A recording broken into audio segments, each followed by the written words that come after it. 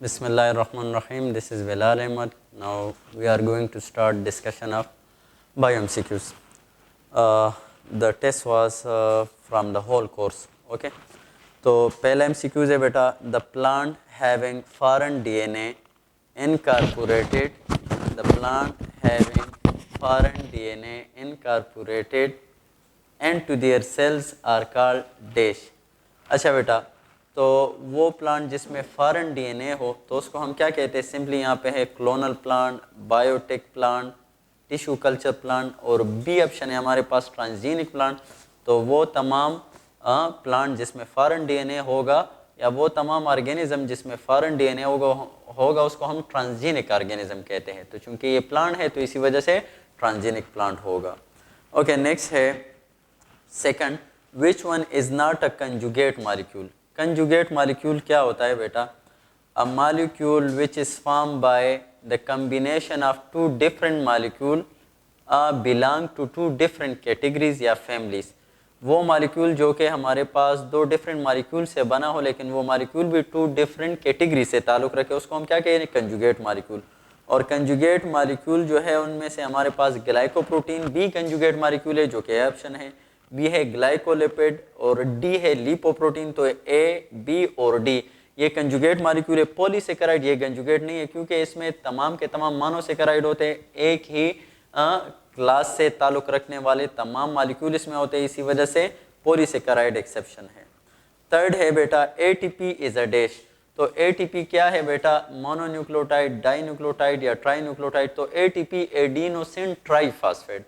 तो यहाँ पे ट्राइफॉस्फेट आया, इट डजंट मीन कि इसमें 3 न्यूक्लियोटाइड है, ये है ही इसमें 1 न्यूक्लियोटाइड, लेकिन 1 न्यूक्लियोटाइड के साथ फॉस्फेट 3 है। सही। तो एटीपी हो गया, एडीपी हो गया, एएमपी हो गया, ये तीनों क्या है बेटा?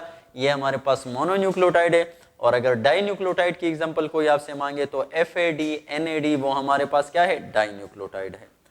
फोर्थ एमसीक्यूज है, an activated enzyme consisting of a polypeptide chain and a cofactor is known as dash. तो बेटा एंजाइम को अगर देखा जाए एंजाइम, तो एंजाइम में हमारे पास एक प्रोटीन पार्ट होता है, एक नॉन प्रोटीन पार्ट होता है। प्रोटीन पार्ट जो होता है उसको हम एपो एंजाइम कहते हैं और नॉन प्रोटीन पार्ट जो होता है उसको हम कोफैक्टर कहते हैं, और दोनों को कंबाइनली हम जो है वो क्या कहते हैं? होलो एंजाइम कहते हैं। तो इसीलिए यहाँ पे हमारे पास ऑप्शन आएगा कौन सा? डी आएगा, होलो एंजाइम। फिफ्थ है, अकॉर्डिंग टू लॉक एंड की model the active side is a dash. तो लॉक और की मॉडल के मुताबिक जो एंजाइम का एक्टिव साइड होगा ये क्या होगा? ये एक्टिव साइड जो है it is a rigid one, ये एक रिजिड स्ट्रक्चर है। सही। तो इसमें हमारे पास सिर्फ एक स्पेसिफिक सबस्ट्रेट आके अटैच हो सकता है। सही। और एक और इंटरेस्टिंग बात आपको कहूँ कि वो तमाम एंजाइम जो कि लॉक एंड की मॉडल को फॉलो करते हैं उसको हम नॉन रेगुलेटरी एंजाइम कहते हैं, और नॉन रेगुलेटरी एंजाइम की कोई कहे एग्जांपल तो सकरेज है। ओके बेटा, तो यहाँ पे सिक्स्थ एमसीक्यूज है अब, the smooth surface endoplasmic reticulum helps and dash. SER की बात कर रहे हैं कि एसईआर का फंक्शन क्या है? Detoxification, lipid metabolism, impulse conduction, all are the function of water, all of the function of a smooth endoplasmic reticulum.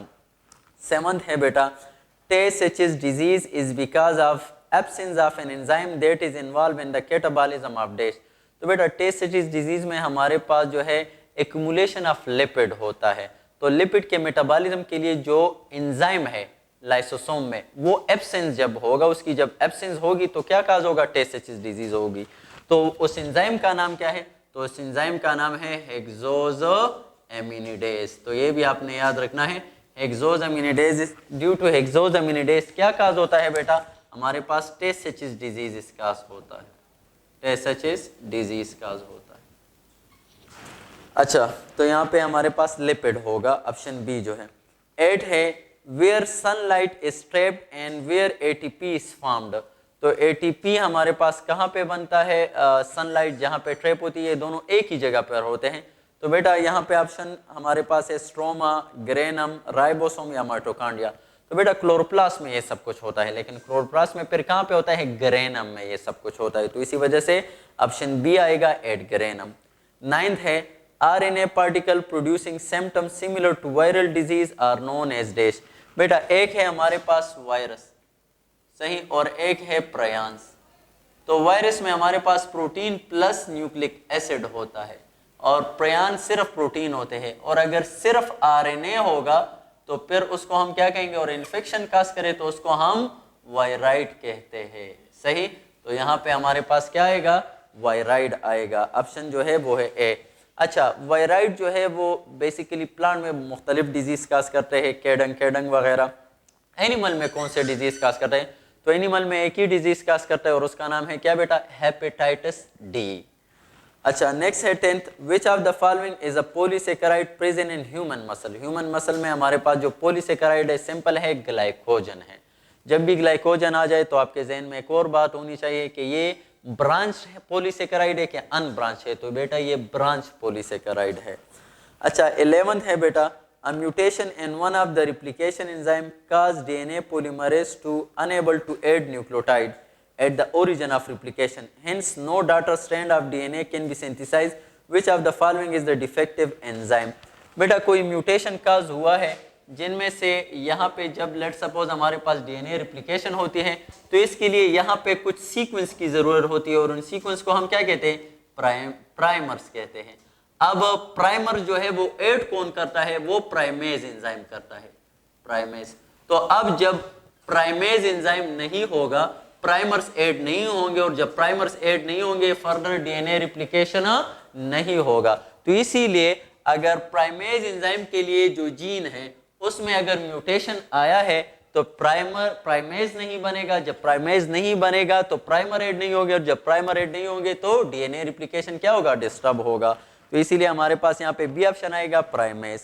12th है, if there were 34 amino acid and DNA only contained 2 types of nitrogenous base, what would be the minimum number of base per codon that could code for protein?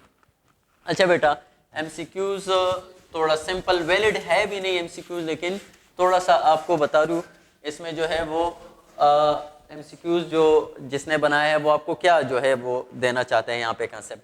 तो बेटा आपको पता है कि let's suppose हमारे पास total जो है एक कोडान में हमारे पास जो है वो कितने अमाइनो एसिड होते हैं, सॉरी नाइट्रोजीनियस बेसिस होते हैं, 3 होते हैं। तो 3 न्यूक्लियोटाइड होते हैं एक कोडान में, और टोटल नाइट्रोजीनियस बेसिस क्या है, तो वो हमारे पास 4 है। तो 4 नाइट्रोजीनियस बेसिस है और एक कोडान में हमारे पास 3 न्यूक्लियोटाइड होते हैं। तो बेटा ये जो 4 पावर n अगर किया जाए तो कोडान्स हमारे पास कितने बन सकते हैं इससे, जब 4 नाइट्रोजीनियस बेस हो और एक कोडान में 3 न्यूक्लियोटाइड हो तो टोटल कोडान कितने बनेंगे, तो टोटल कोडान 4 × 4 वो 64 बनेंगे। डन। अब यहाँ पे वो कह रहे क्या अमाइनो एसिड है जिसमें है 34 प्रोटीन है जिसमें है 34 अमाइनो एसिड, तो इट्स मीन के इसके लिए हमारे पास 34 कोडान्स चाहिए। अब 34 कोडान्स के लिए जो है हमारे पास उन्होंने कुछ और दिया है, और वो क्या दिया है कि हर एक हमारे पास जो ये नाइट्रोजीनियस बेस है, ये हमारे पास क्या नाइट्रोजीनियस बेस डिनोट करता है। ये नाइट्रोजीनियस बेसिस जो हमारे पास है या न्यूक्लियोटाइड है वो 2 है। तो अगर नाइट्रोजीनियस बेस हमारे पास 2 है तो यहाँ पे आपके पास जो है पर कोडान जो है, सॉरी बेटा ये मैं जरा रिपीट कर देता हूँ, ये नाइट्रोजीनियस बेस नहीं है, नाइट्रोजीनियस बेसिस से मुराद ये है, सॉरी, और ये जो है number of codons, number of nucleotides पर कोडान, ये हमारे पास क्या है डिफरेंट नाइट्रोजीनियस बेसिस है, और ये हमारे पास है नंबर ऑफ न्यूक्लियोटाइड पर कोडान है। डन। अच्छा बेटा अब यहाँ पे देख लेते हैं, यहाँ पे हमारे पास जो है टोटल 34 कोडान रिक्वायर्ड है। डन। और नाइट्रोजीनियस बेस जो है वो हमारे पास डिफरेंट 2 है। तो अब देखेंगे कि 34 के लिए जो है वो मिनिमम नंबर ऑफ कोडान कितने बन सकते हैं। तो अगर मैं 3 कर दूं, सही, मतलब अगर हर एक कोडान में हमारे पास 3 न्यूक्लियोटाइड हो तो फिर ऑप्शन हमारे पास क्या आएगा 8 आएगा, तो 8 तो 34 से कम है। फिर अगर मैं कर दूं लेट सपोज 4, तो फिर हमारे पास 2 × 2 तो वो 16 आएगा, 16 भी 34 से कम है। अगर मैं कहूँ 5 है तो वो फिर हमारे पास 32 आता है, वो भी कम है। तो मैं अगर 6 कर लूँ तो वो हमारे पास फिर क्या आता है 64, तो ये सही है, 34 से ज्यादा है, मतलब इसमें 34 आ सकते हैं। तो इसी वजह से यहाँ पे ऑप्शन जो हमारे पास होगा पर कोडान जो है वो 6 न्यूक्लियोटाइड अगर हो तो फिर हमारे पास ये 34 अमीनो एसिड, इसके लिए 34 अमीनो एसिड के लिए जो है हमारे पास डिफरेंट कोडान आ सकते हैं। तो इसी वजह से यहाँ पे जो है ऑप्शन कौन सा करेक्ट होगा, सी करेक्ट होगा, दैट इज 6। 13 है carbon dioxide label with C14 has been used to identify the intermediate compound in Calvin cycle. Which compound would be the first to contain the C14? तो बेटा Calvin cycle में जो first product बनता है वो क्या बनता है, PGA बनता है। तो इसीलिए सबसे पहले जो कार्बन 14 होगा वो किस में होगा, PGA में होगा। तो ऑप्शन कौन सा आएगा, बी आएगा। 14th है which molecule is common to both glycolysis and the Calvin cycle? तो ग्लाइकोलाइसिस और केल्विन साइकिल में दोनों में जो कॉमन है वो क्या है, ग्लाइसरल्डिहाइड 3-फास्फेट। ये दोनों ग्लाइकोलाइसिस और केल्विन साइकिल दोनों में कॉमन है। तो ऑप्शन हमारे पास कौन सा आएगा, ये हमारे पास आएगा ऑप्शन वो डी है सही, जो PGAL इसको भी कहते हैं, PGAL भी कहते हैं।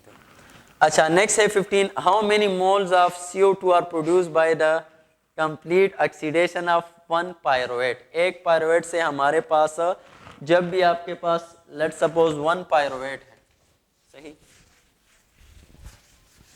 बेटा, ग्लाइकोलाइसिस हो गया, ग्लूकोज से हमारे पास पायरुविक एसिड बन गया। अब जब पायरुविक एसिड बन गया यहाँ पे हमारे पास एक CO2 जो है यहाँ से रिलीज हो जाता है, डन। और इससे हमारे पास एसिटाइल बन जाता है। और एसिटाइल कोएंजाइम ए ये जब क्रिप्स साइकिल चलाता है तो यहाँ पे भी 2 कार्बन डाइऑक्साइड जो है वो हमारे पास निकल आते हैं। तो टोटल कितने हो गए, तो टोटल 3 कार्बन डाइऑक्साइड होंगे, जो कि ऑप्शन सी है। अच्छा नेक्स्ट है हमारे पास 16, what is the final pathway followed by all carbon atoms derive from carbohydrate, lipid and protein when these are oxidised during respiration.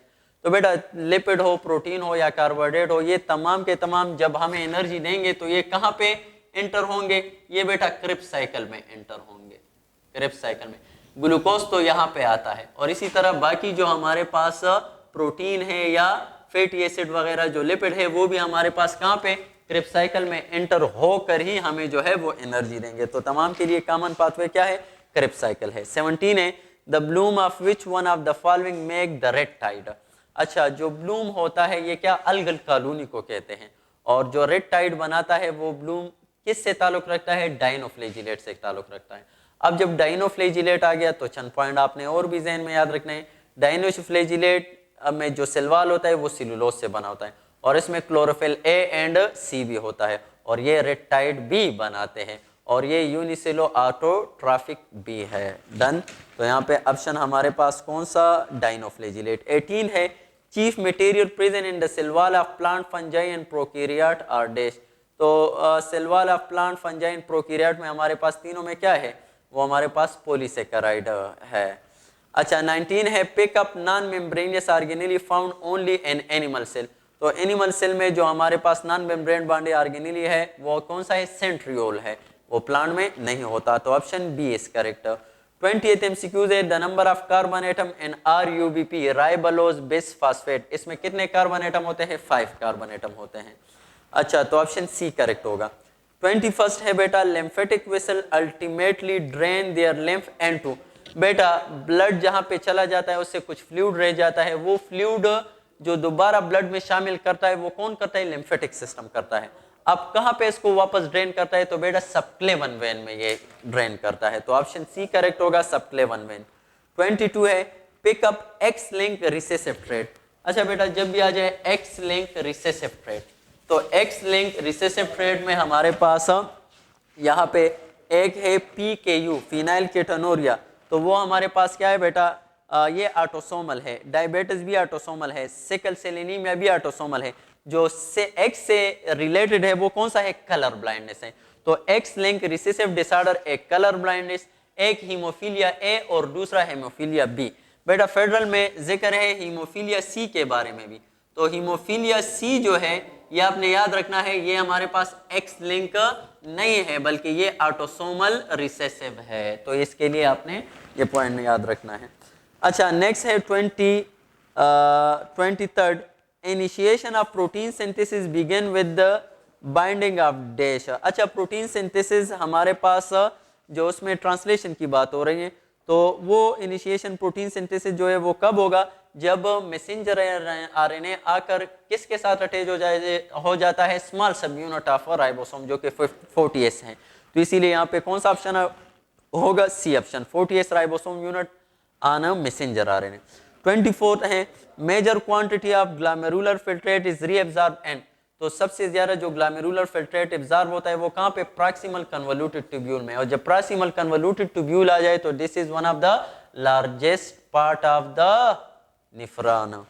अच्छा, और 80% यहाँ पे रीअब्जॉर्प्शन होता है ग्लोमेरुलर फिल्ट्रेट का। 25 है regulation of body temperature and thirst is the function of, तो thirst और बॉडी टेम्परेचर जो रेगुलेट करता है वो कौन करता है, हाइपोथैलेमस करता है ब्रेन में। अच्छा, 26 है if a person breathes air that has very high CO2 content the person will breathe faster, this is an example of dash. तो बेटा this is an example of positive feedback mechanism, जो कि option positive feedback है, लेकिन positive feedback में फिर harmful feedback है। तो यहाँ पे ऑप्शन हमारे पास आएगा बेटा कौन सा, सी। बी भी मौजूद है पॉजिटिव फीडबैक, लेकिन मोस्ट जो इसके साथ क्लोज रिलेटेड है वो हार्मफुल पॉजिटिव फीडबैक है। तो ऑप्शन सी इज करेक्ट। 27 है बेटा the period of recovery of nerve fibre is called, recovery of जो पीरियड होता है नर्व फाइबर का उसको हम क्या कहते हैं बेटा, रिफ्रैक्टरी पीरियड कहते हैं। और इसमें क्या होता है, रिपोलराइजेशन वगैरह होती है। 28 है under secretion of thyroxine and adult cause dash, अगर आ जाए बेटा अंडर सिक्रीशन ऑफ थायरॉक्सिन वो चिल्ड्रन में काज क्या करता है, तो क्रेटेनिज्म आएगा। क्या आएगा बेटा, क्रेटेनिज्म, हमारे पास क्या आएगा, क्रेटेनिज्म।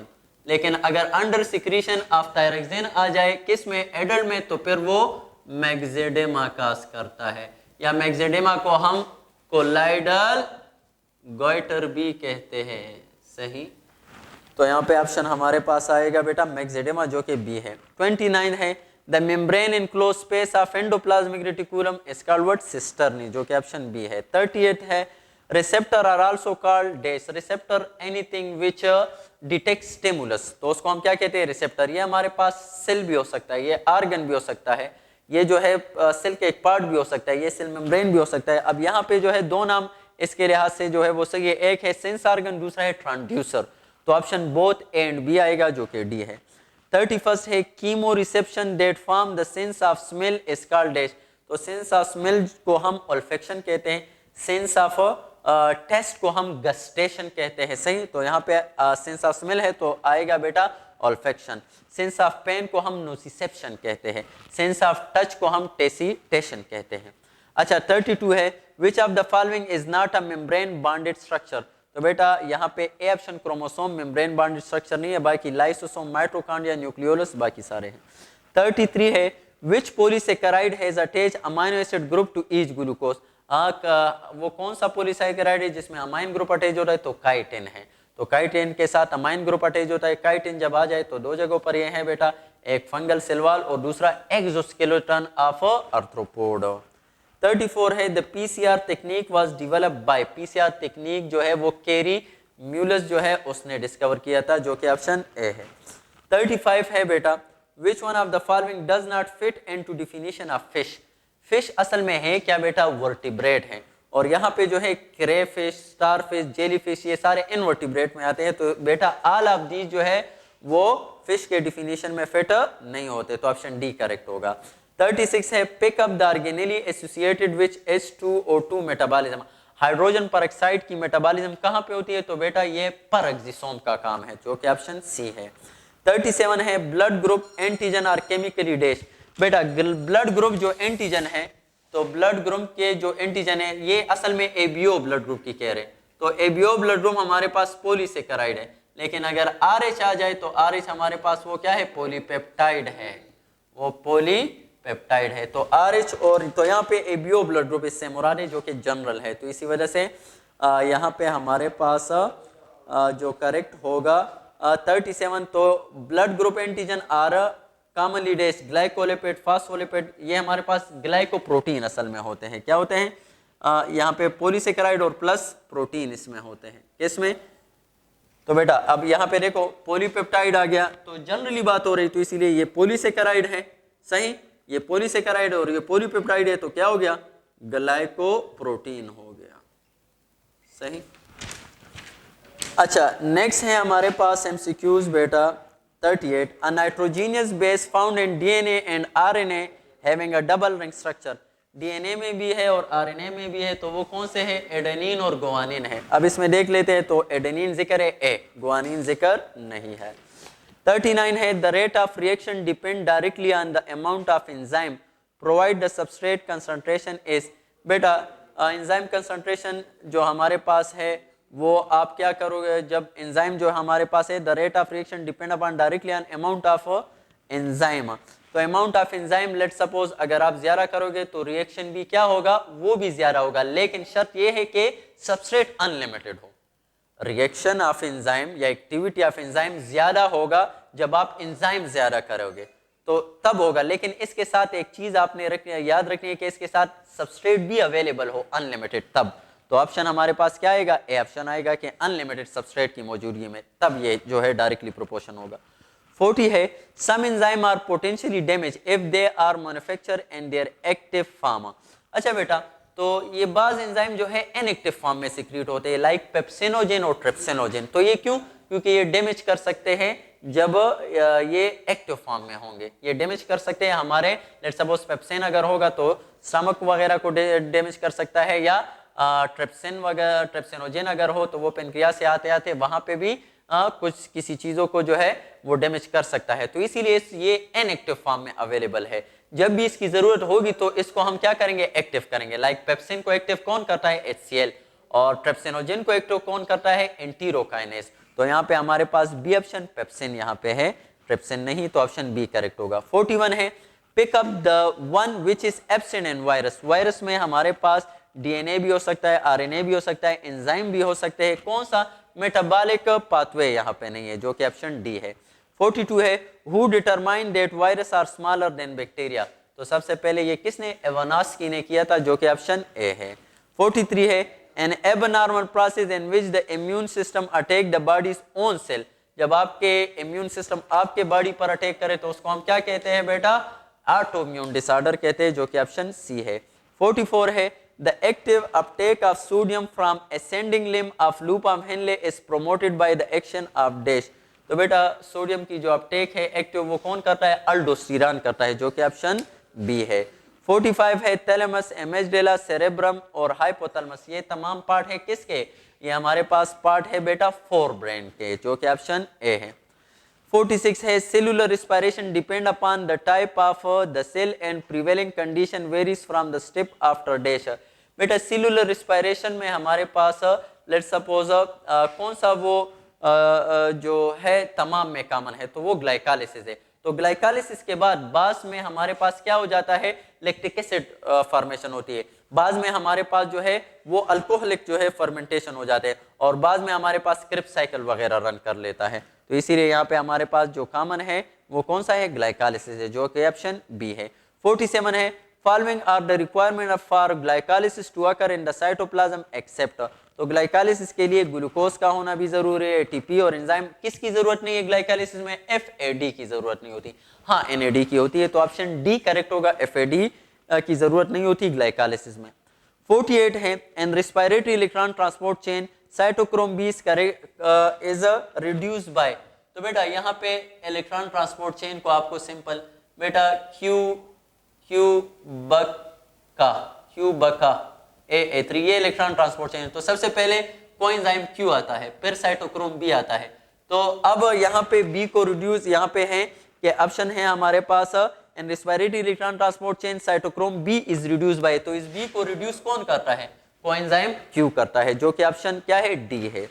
अच्छा 49 production of ATPs during glycolysis, तो बेटा जो ग्लाइकोलाइसिस में और क्रिप्स साइकिल में डायरेक्टली एटीपी बनता है वो क्या है बेटा, उसको हम सबस्ट्रेट लेवल फास्फोराइलेशन कहते हैं, और जब आ जाए कि टोटल सबस्ट्रेट लेवल फास्फोराइलेशन से कितने एटीपी बनते हैं by the breakdown of 1 glucose, तो बेटा 4 एटीपी बनते हैं, नेट गेन की बात कर रहा हूं, टोटल नहीं, सही है, नेट गेन हमारे पास 2 ग्लाइकोलाइसिस में और 2 जो है क्रिप्स साइकिल में, 2 क्रिप्स साइकिल रन करेंगे ना, तो इसीलिए 4 एटीपी। अच्छा नेक्स्ट है बेटा 40, 50. Except one, all of the following stages are included in mechanism of respiration. तो बेटा रीजनरेशन ऑफ CO2 एक्सेप्टर ये हमारे पास रेस्पिरेशन में नहीं होता, बाकी electron transport chain, Krebs cycle, glycolysis में होता है, तो ऑप्शन बी करेक्ट होगा। 51 है कंप्लीमेंट्री डीएनए सिंथेसाइज बाय। बेटा ये कंप्लीमेंट्री डीएनए किस से सिंथेसाइज होता है? तो बेटा लेट्स सपोज ये हमारे पास आरएनए है और यहाँ पे रिवर्स ट्रांसक्रिप्टेज एंजाइम जब आ जाता है और इसके अपोजिट हमारे पास डीएनए बनाता है, तो ये जो डीएनए होता है ये कंप्लीमेंट्री डीएनए होता है। तो कौन करता है बेटा? रिवर्स ट्रांसक्रिप्टेज करता है, जो कि ऑप्शन सी है। 52 है a site of ribosome where transfer RNA will leave the ribosome. जहाँ पे राइबोसोम से ट्रांसफर आरएनए लीव करता है उसको हम क्या कहते हैं? ई साइट कहते हैं, एक्सिट साइट, जो कि ऑप्शन सी है। 53 है the enzyme is a dimer and catalyse replication of DNA. DNA की रिप्लिकेशन के लिए कौन सा एंजाइम? तो बेटा डीएनए पॉलीमरेज 3 हमारे पास होता है, जो कि ऑप्शन सी है। 54 है two steps of central dogma provide means of dash. तो बेटा सेंट्रल डॉगमा के जो 2 स्टेप्स है वो हमारे पास क्या करता है बेटा? जीन एक्सप्रेशन के लिए, या जीन एक्सप्रेशन भी आप कह सकते हो, प्रोटीन सिंथेसिस भी कह सकते हो, या सेंट्रल डॉगमा भी कह सकते हो। यहाँ पे ऑप्शन हमारे पास बी होगा, जीन एक्सप्रेशन। 55 है the gene I at chromosome number 9 of human population have dash. तो जीन आई जो हमारे पास होता है ब्लड ग्रुप के लिए, तो इसके कितने पॉपुलेशन होते हैं? उसके कितने अलील्स होते हैं? एक आई ए है, एक आई बी है और एक स्मॉल आई है, तो 3 हमारे पास करेक्ट होगा, जो कि बी है। 56 है human male differ from human female and having dash. तो ह्यूमन मेल और फीमेल में फर्क क्या है? फीमेल में हमारे पास ये दोनों एक्स हैं और मेल में हमारे पास एक्स और वाई है। तो यहाँ पे इसके लिए जो है दूसरा होमोलोगस क्रोमोसोम नहीं है। तो बेटा ए ऑप्शन करेक्ट होगा, 1 non homologous pair of chromosome. ये 1 नॉन होमोलोगस पेयर क्रोमोसोम मौजूद है किस में? ये मेल में, और फीमेल में तमाम के तमाम होमोलोगस पेयर मौजूद हैं। 57 है what will be the probability of heterozygote when 2 heterozygote are cross. 2 heterozygotes को मैं क्रॉस करता हूं, capital T, let's suppose capital T small T, capital T small T, सही, स्मॉल टी। तो इसको इसके साथ क्रॉस किया, कैपिटल टी, इसको इसके साथ कैपिटल टी स्मॉल टी, इसको इसके साथ कैपिटल टी स्मॉल टी और इस स्मॉल टी स्मॉल। तो हेटेरोजाइगस कितने आएंगे बेटा? 50% आएंगे, जो कि 0.5 है। तो यहाँ पे ऑप्शन कौन सा करेक्ट होगा? B. The end age means a substance is dead. जहाँ पे भी लफ्ज एज आ जाए आखिर में, तो इट्स मीन कि ये एंजाइम, और एंजाइम क्या होते हैं? प्रोटीन होते हैं। तो ऑप्शन कौन सा करेक्ट होगा? सी, प्रोटीन के लिए इस्तेमाल होता है। 59 which of the following contain the highest concentration of RNA. RNA कहाँ पे होता है? जहाँ पे तो बेटा न्यूक्लियोलस में हमारे पास राइबोसोमल आरएनए बनता है, और राइबोसोमल आरएनए मोस्ट अबंडेंट है among transfer RNA, ribosomal RNA and messenger RNA. कोई आपसे कहे कि सबसे ज्यादा आरएनए कौन सा है? तो राइबोसोमल आरएनए, और राइबोसोमल आरएनए कहाँ पे होता है? न्यूक्लियोलस में होता है। तो इसलिए न्यूक्लियोलस में हमारे पास सबसे ज्यादा आरएनए कंटेंट होता है। 60 है lymph mostly closely resemble to. Lymph जो है वो हमारे पास रिसेंबल टू इंटरस्टिशियल फ्लूइड, कौन सा? जो कि टिश्यू में होता है। तो ऑप्शन डी करेक्ट होगा, टिश्यू फ्लूइड। 61 है an C4 plant fixation of CO2 occur in dash. तो बेटा C4 प्लांट में हमारे पास फिक्सेशन ऑफ CO2 कहाँ पे होता है? तो बेटा याद रखना, फिक्सेशन ऑफ जो CO2 होता है वो कौन करता है? पेप्को करता है। और ये जो है हमारे पास कहाँ पे बेटा? ये मीजोफिल सेल में, और मीजोफिल सेल में भी फिर 2 किस्म के होते हैं, एक स्पॉन्जी मीजोफिल और एक पेरेन्काइम, और दूसरा हमारे पेलिसेड है। तो यहाँ पे जो है स्पॉन्जी मीजोफिल में हमारे पास क्या होता है? फिक्सेशन होती है। अच्छा 62 है जिम्नोस्पर्म आर कैरेक्टराइज्ड बाय। तो जिम्नोस्पर्म में हमारे पास क्या होते हैं बेटा? विंग सीड होते हैं, नेकेड सीड होते हैं, जो कि ऑप्शन बी है। 63 है बेटा insectivorous plant use insect as a source of. बेटा कोई आपसे कहे कि प्लांट में हमारे पास हेट्रोट्रॉफ हो सकते हैं, तो बेटा हाँ वो हेट्रोट्रॉफ मतलब है, लेकिन ऑटोट्रॉफ भी है और हेट्रोट्रॉफ भी है। ये ऑटोट्रॉफ मतलब खुद अपना जो है ये ग्लूकोज वगैरह सिंथेसाइज करते हैं, लेकिन नाइट्रो ये ऐसे जगहों पर रहते हैं ये इंसेक्टिवोरस प्लांट जहाँ पे नाइट्रोजन वगैरह की कमी होती है, तो उस डिफिशियंसी को पूरा करने के लिए ये इंसेक्ट वगैरह कहते हैं। तो इसीलिए यहाँ पे हमारे पास ये इंसेक्टिवोरस प्लांट जो है इंसेक्ट को किसके सोर्स के लिए यूज करते हैं? तो बेटा अमाइनो एसिड के लिए, जो कि ऑप्शन बी है। 64 है carbohydrate move through phloem normally as dash, तो कार्बोहाइड्रेट जो फ्लोएम में मूव करता है in the form of sucrose, जो कि ऑप्शन बी है। 65 है बेटा lag phase in bacteria is followed by, lag phase के बाद हमारे पास क्या आता है बेटा, लॉग फेज आता है, LOG, जो कि रैपिड डिवाइडिंग फेज होता है, जो कि ऑप्शन बी है बैक्टीरिया का। 66 है the first virus to be discover, जो फर्स्ट वायरस डिस्कवर हुआ था वो कौन सा था, TMV था। और टोबैको मोज़ेक वायरस जो हमारे पास होता है वो अटैक करता है किसको, तो वो टोबैको को करता है, और टोबैको क्या है, हायर प्लांट है, तो इसीलिए यहाँ पे ऑप्शन हमारे पास है animal virus, higher plant virus, जो कि ऑप्शन बी है। 67 है diaphragm is characteristic feature of dash, diaphragm जो है वो मेमल्स की कैरेक्टरिस्टिक फीचर है, जो कि ऑप्शन ए है। 68 है बेटा की cell and specific immunity, specific immunity जो कि थर्ड लाइन ऑफ डिफेंस है, और इसमें की सेल कौन सा है बेटा, लिम्फोसाइट है, जो कि ऑप्शन बी है। 69 है बेटा range of wavelength of visible light, visible light की जो वेवलेंथ है वो हमारे पास 390 से लेकर 760 तक, 390 से लेकर बेटा 760 नैनोमीटर तक है, जो कि ऑप्शन क्या है, बी है। 70 है peptide bond is not found in one of the following, peptide form haemoglobin में, एंटीबॉडीज और एंजाइम, ये तीनों प्रोटीन इसमें होता है, कहां पे नहीं होता, DNA में पेप्टाइड बॉन्ड नहीं होता, जो कि ऑप्शन डी है। 71 है HIV is also known as, HIV को हम दूसरा नाम क्या देते हैं, HTLV, human T lymphocyte virus, जो कि ऑप्शन क्या है, सी है। 72 है mesophyll cell and C4 plant carry out CO2 fixation by using enzyme called dash, तो बेटा C4 प्लांट में जो फिक्सेशन होती है वो कौन करता है, तो वो पेप्को करता है, PEPCO, phosphoenol pyruvate carboxylase oxygen है, जो कि ऑप्शन बी है। 73 है amino acid mainly differ from each other by the different and dash, जो अमाइनो एसिड एक दूसरे के साथ उसमें डिफरेंट होता है, तो यहाँ पे बेटा इसमें अमाइन ग्रुप कॉमन होता है, COOH कॉमन होता है, H कॉमन होता है और R, तो इस R ग्रुप की वजह से ये 20 डिफरेंट अमाइनो एसिड है, जो कि ऑप्शन ए है। 74 है how many molecule of CO2 are incorporated in कैनवल cycle for production of 1 glucose, बेटा एक ग्लूकोज के लिए 2 डार्क रिएक्शन चाहिए, और एक डार्क रिएक्शन में 3 कार्बन डाइऑक्साइड इस्तेमाल होते हैं, तो 2 में कितने होंगे, 6, तो एक ग्लूकोज के लिए 6 कार्बन डाइऑक्साइड रिक्वायर्ड है।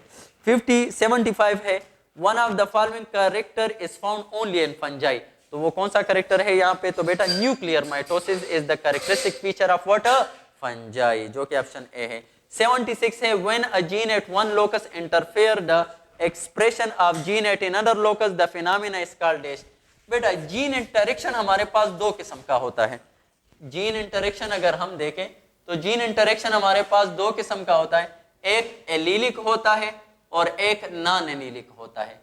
एलीलिक में क्या होगा, एलीलिक में हमारे पास जो कि सेम लोकस पर जीन एलील मौजूद है वो एक दूसरे को क्या करेंगे, इफेक्ट करेंगे, और ये जो एलीलिक फिनोमेना है इसमें हमारे पास क्या आता है, डोमिनेंट अगर होगा तो वो रिसेसिव को इफेक्ट करेगा और रिसेसिव को शो नहीं होने देगा, सही है। तो ये डोमिनेंट और रिसेसिव का किस्सा जो है ये एलीलिक इंटरेक्शन है। नॉन एलीलिक इंटरेक्शन में लेट्स सपोज ये एक क्रोमोसोम पर यहाँ पे एक जीन मौजूद है ए, और दूसरा नॉन होमोलोगस क्रोमोसोम है वहां पे एक जीन मौजूद है बी, तो अब अगर ये ए जो है बी को इफेक्ट करे, जो कि डिफरेंट एलील भी है और डिफरेंट लोकस डिफरेंट क्रोमोसोम पर मौजूद है, तो इसको हम नॉन एलीलिक इंटरेक्शन कहते हैं। और नॉन एलीलिक इंटरेक्शन की एग्जांपल एपिस्टेसिस है, और एपिस्टेसिस की एग्जांपल फिनोटाइप, बॉम्बे फिनोटाइप है, सही। तो यहाँ पे हमारे पास आएगा बेटा ऑप्शन सी, जो कि एपिस्टेसिस है। 74 है first transfer RNA with modified methionine bind at dash, first जो ट्रांसफर आरएनए आता है वो कहां पे होता है बेटा, तो पी साइट पर आता है, किसके, स्मॉल राइबोसोम के। अच्छा 78 है a Punnett square is used to determine dash, ये पनेट स्क्वायर है, और इस पनेट स्क्वायर में हम क्या जो है, तो बेटा probable outcome of a cross, किसी भी क्रॉस का प्रोबेबल आउटकम जो है वो मालूम करने के लिए हम पनेट स्क्वायर जो है वो इस्तेमाल करते हैं। अच्छा 79 है law of independent assignment can not be applied to, तो बेटा लॉ ऑफ इंडिपेंडेंट असाइनमेंट हम किसको जो है वो अप्लाई नहीं कर सकते, लिंक्ड जीन को अप्लाई नहीं कर सकते, बल्कि वो नॉन लिंक के लिए है, जो कि ऑप्शन सी है। 80 है 2 parental strand of DNA molecule are, जो 2 parental strand of DNA molecule है, एक 3 to 5 है और एक 5 to 3 एंड है, तो ये क्या है बेटा, रन एंटी पैरेलल, जो कि ऑप्शन बी है। Thank you so much.